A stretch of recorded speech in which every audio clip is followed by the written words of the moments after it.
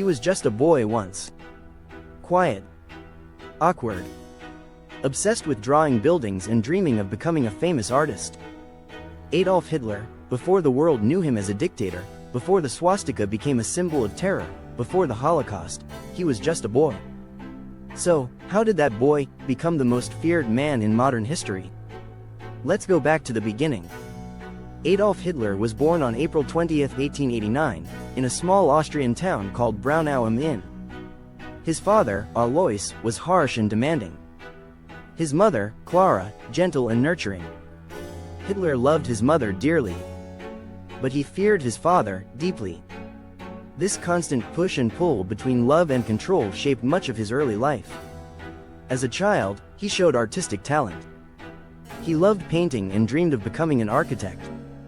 But he struggled in school, clashed with teachers, and hated authority. Still, he had dreams. Big ones.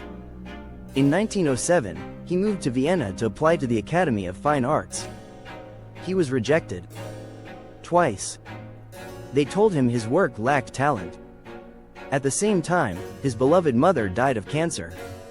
Hitler was devastated. He was 19, alone, broke, and lost in a big city. He ended up in homeless shelters, selling postcards on the street to survive. But what he found in Vienna wasn't just poverty. He found hatred. He read anti-Semitic newspapers.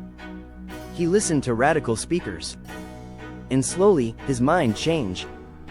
This wasn't just the death of his dream. It was the birth of something much darker. When World War I broke out, Hitler saw his chance. He joined the German army, not Austria's, and finally felt like he belonged. He fought bravely. He was even wounded and awarded 2 Iron Crosses. But Germany lost. And Hitler was crushed. He didn't see the loss as a military defeat. He believed Germany was betrayed, by Jews, by communists, by politicians. It wasn't just defeat. To him, it was personal. After the war, Hitler wasn't done. He joined a small political group, the German Workers' Party. And something clicked. He found his true weapon. Not guns, not power. Words. His speeches were fiery. Dangerous. Hypnotic. He blamed Jews. The Treaty of Versailles. Democracy. People listened. Germany was broken. Angry, poor. And Hitler offered someone to blame. By 1933, he rose to power. First as chancellor. Then as dictator. He outlawed all opposition. He controlled the media. He built a cult around his name. But worst of all, he turned hate into policy. Jews were stripped of their rights. Businesses destroyed. Families torn apart. Then came the ghettos. The camps. The gas chambers. 6 million Jews were murdered. This was the Holocaust. Planned, executed, justified, in his mind, as a vision of purity. The failed artist had become the architect of genocide. World War II followed. Germany invaded Poland. France, the Soviet Union. But Hitler's arrogance became his downfall. His military blunders cost Germany everything.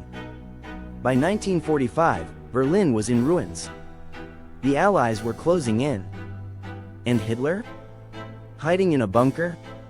Afraid, paranoid, beaten. On April 30, 1945, he shot himself.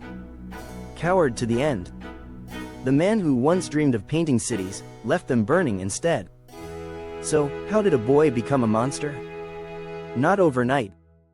Through rejection, hatred, manipulation, and unchecked power. Hitler wasn't born evil. But he chose evil. Again. And again. And people followed him.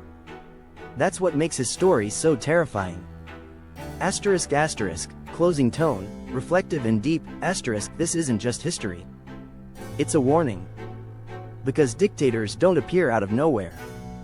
They rise when we're not looking. When we're scared, divided, desperate. He was just a boy once. But the world didn't watch closely enough. Let's never make that mistake again. Those who cannot remember the past are condemned to repeat it. George Santayana loudspeaker voiceover outro. If this video made you think, like, share, and subscribe for more powerful stories from history that still matter today. Play button watch next. The final days of Nazi Germany. What they never taught you in school. Bellhop bell, turn on notifications for more untold